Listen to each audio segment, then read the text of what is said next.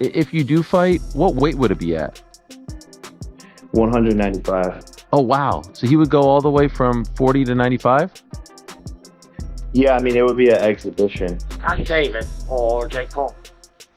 So, immediately, the normal layman say, Tank Davis is better. Well, better at what? Jake Paul is unequivocally the most successful fighter in history 4 years in.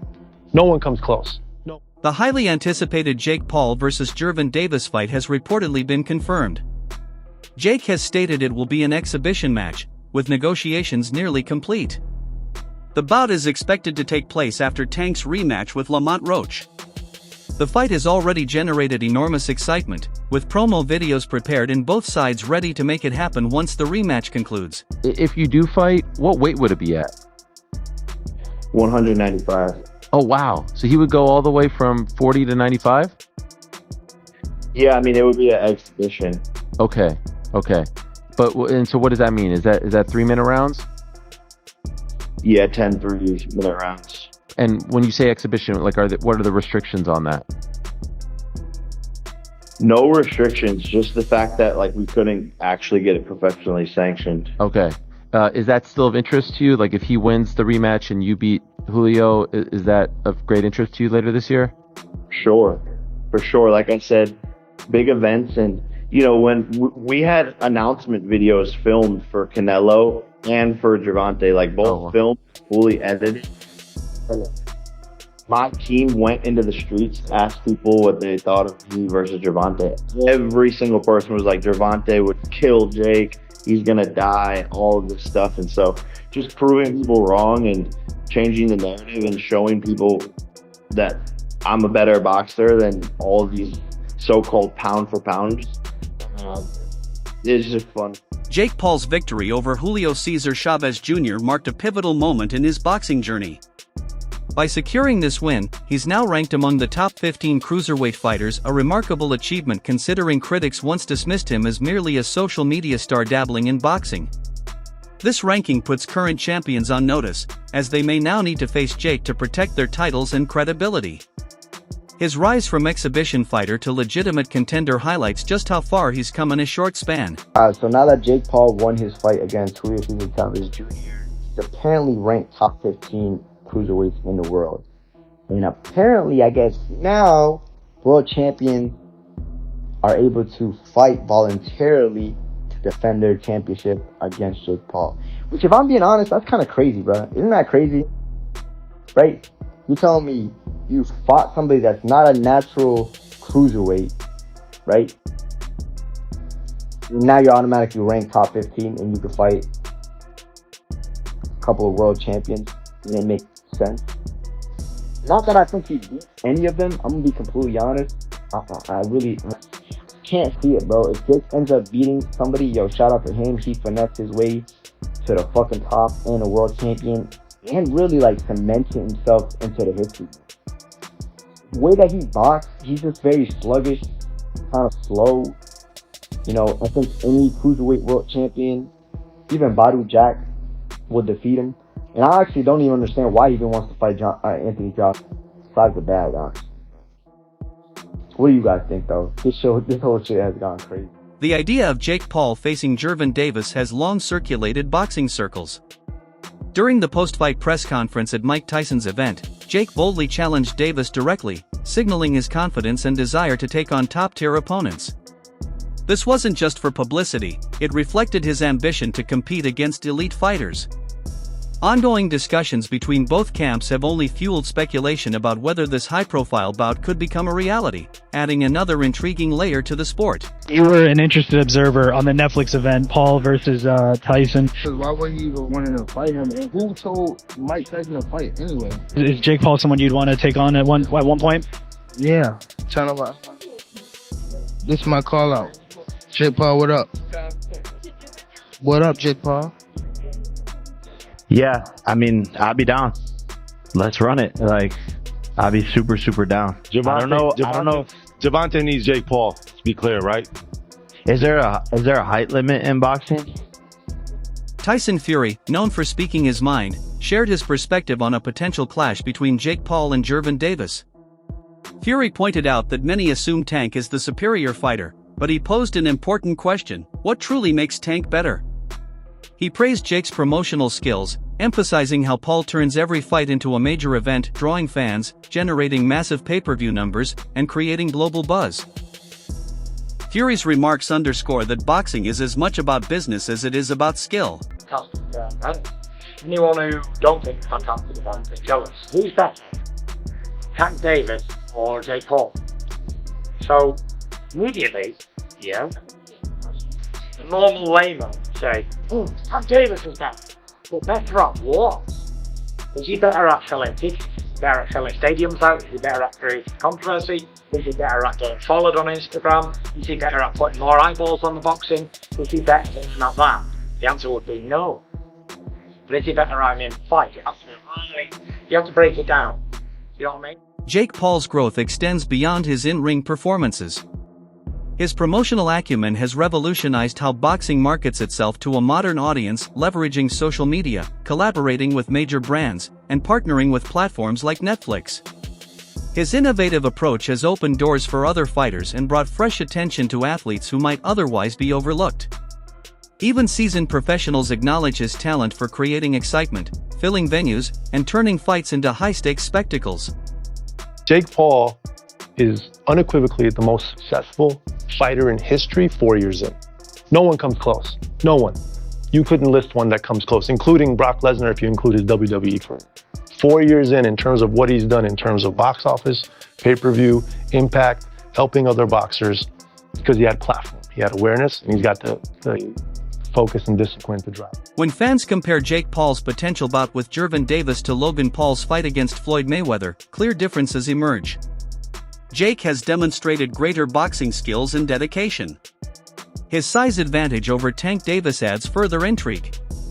Over time, Jake's technique, power, and composure under pressure have all improved steadily.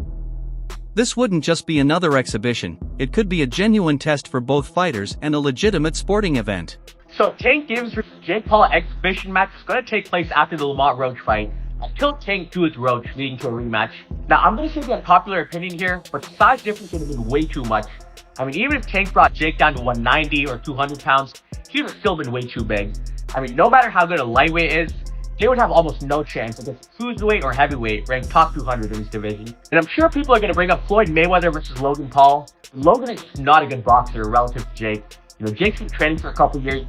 He's had over 10 pro fights. And Mayweather was also a junior middleweight in this fight, not a lightweight like Tank. With that being said, I'm glad Tank and Jake isn't happening.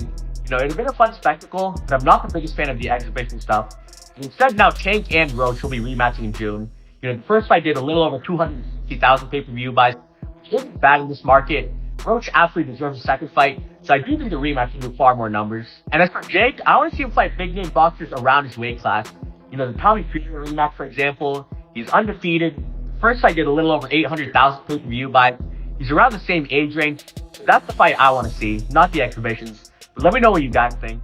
The question of whether Gervonta Davis would accept a fight with Jake Paul remains open. Supporters argue that Tank, as a prize fighter, should take the biggest challenges for the highest stakes.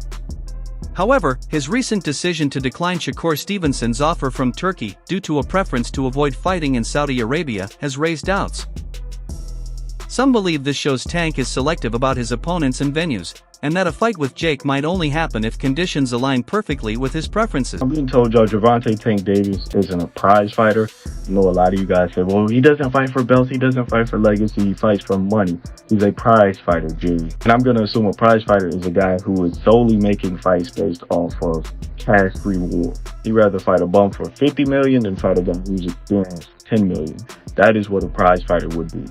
Actual definition, a professional boxer who competes in matches for money prizes. So let's take a look. Kirk Yalashik has declared he wants to make Tank for Shakur. He says, my plan for Shakur is this fight. He's referring to Floyd Schofield, then Williams Zepeda, and then let's see if Tank wants to be in our show. Tank's not going to fight Shakur. He's not going to fight him in Saudi Arabia. Well, now that we've established Tank isn't a prize fighter, which he was, his career resume will look a whole lot different, then we must ask, what is Tank's goal in boxing? I'll tell you right now, it's easy money. Tank is the type of guy, he'd rather fight, let's say, 4 Lamont Roaches for $20 million, fight one Shakur Stevenson for $8 million, which is fine. But I'm tired of people saying, "Oh, he's a prize fighter. That's why he's not taking these fights." He's not a prize. Biggest money fight: Haney, Ryan, Yo, Shakur, and Loma. Not even going to take half of those fights. So please, guys, all my Tank fans, all my guys who claim Tank is a prize fighter, that's why he's not fighting for the belts, please stop it. The guy's not a legacy fighter. He's not a prize fighter. He's just a guy who enjoys easy paydays. And like I said, there's nothing wrong with it. Just stop misleading people with your comments. Gervonta Davis, who fights below the lightweight limit, has often been urged to move up in weight to challenge himself further. Facing Jake Paul would require a significant jump. Jake competes around 190 to 200 pounds, making this a different level entirely. For Davis, such a fight would necessitate not just weight gain but a complete overhaul of his training and strategy. The size disparity alone would make this matchup unlike anything he's faced before. This is my personal take on it. I've been saying for a while that Gervonta Tank Davis needs to go up to 140 and challenge himself. Now, a lot of the fanboys, you Gervonta Tank Davis fanboys, called me a hater for that because y'all just don't get it. And I don't really blame fanboys. Fanboys are followers. So when you hear somebody talk with his own mind, talk like a leader, they're immediately unidentifiable. So you guys see him as a hater, all right? The truth of the matter is, Gervonta Tank Davis is a big-time predator. He's a big-time predator who needs to hunt big-time game. There are fighters who are just generational talent, right? And those fighters, they must get it all, have it all. And I know a lot of you guys will see it as money, right? Because y'all just not made of that stuff. And I've been trying to say it in live streams. I've been trying to say it in videos. I've been talking about boxing in a way, from a perspective of big-time fighter, big-time legacy, and what makes a warrior from when they're small. Gervonta Tank Davis has been a beast for as long as he remembers. He is, from a little kid, been a beast. Despite his popularity and talent, Gervonta Davis does not currently hold a top 10 pound-for-pound ranking among lightweights. This surprises many, who see him as a standout in the division. The absence of a high ranking raises questions. Would a fight against Jake Paul elevate his career or be seen as a sideshow that distracts from his legacy? Could this bout serve as a catalyst for greater recognition or diminish his standing? Davis is not a top 5 pound-for-pound fighter right now. He's arguably not even in the top 10 pound-for-pound right now. Despite how cool this picture is, it does not get him into the pound-for-pound list. Even though we could say that he could probably beat everyone in the lightweight division, even though I think he loses to Shakur, he hasn't done it, and he probably isn't going to do it. But what would it take for him to get to the #1 pound-for-pound spot? Let's go over what he would have to do to reach #1. Well, first off, he'd obviously have to go undisputed in the lightweight division. And even though that would be great, I think that only cracks him like #4. Because the only one in the top 10 pound-for-pound in the lightweight division is maybe Shakur. But realistically, he's gonna have to do more than just go undisputed in the lightweight division.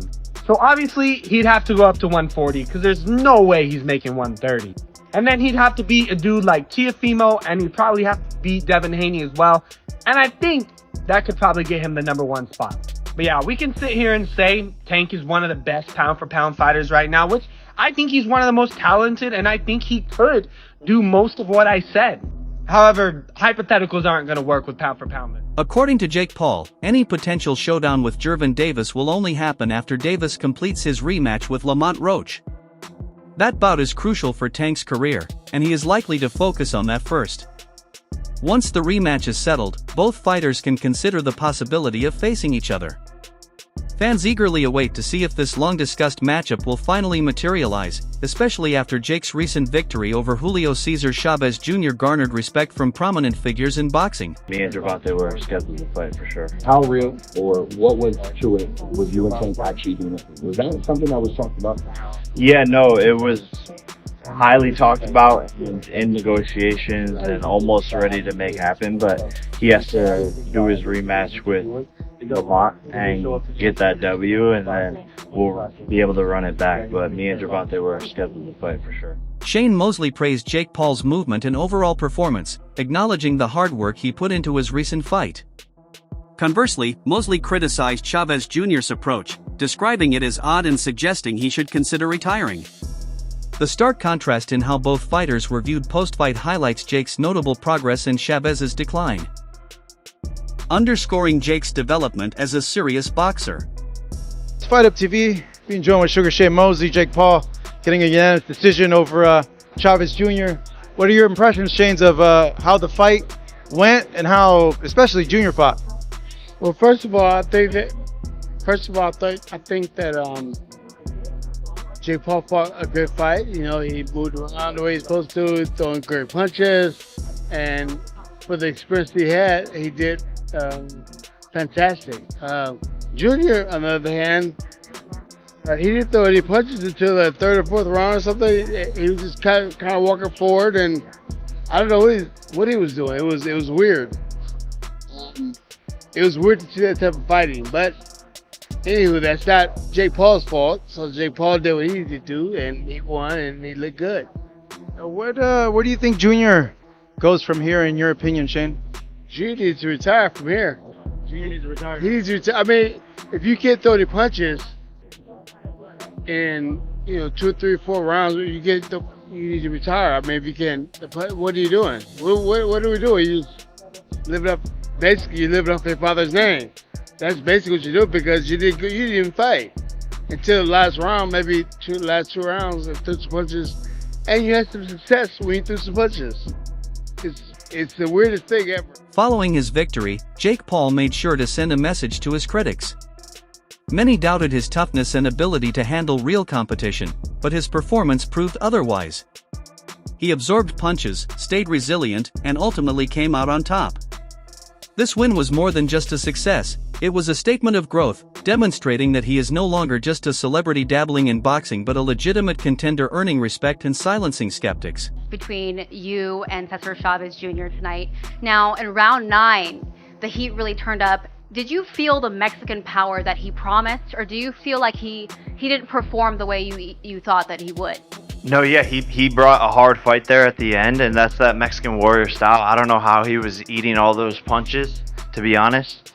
My hands low-key hurt from his face, and so respect to him. He had good cardio, and he came on strong at the end. He's a very, very strong guy, had a lot of power, but people underestimate my chin and my ability and my toughness. Jake, Jonathan Agger of Pro Boxing Fans. During the week, you had a viral interview with Piers Morgan where he said that he didn't think that you would beat Chavez. He felt like when you fight a former world champion, you'll come unstuck. What did you prove to not only him, but other people that have criticised you? Yeah, look, at the end of the day, actions speak louder than words, so people can sit behind their desks and sit on their TV shows and say a lot of things about my career. But everyone's tuning in, everyone's watching, and I just continue to win. After his impressive win, veteran boxer Rayo Valenzuela offered congratulations, noting that Jake's performance indicates he belongs among the top 15 or 20 fighters in his weight class.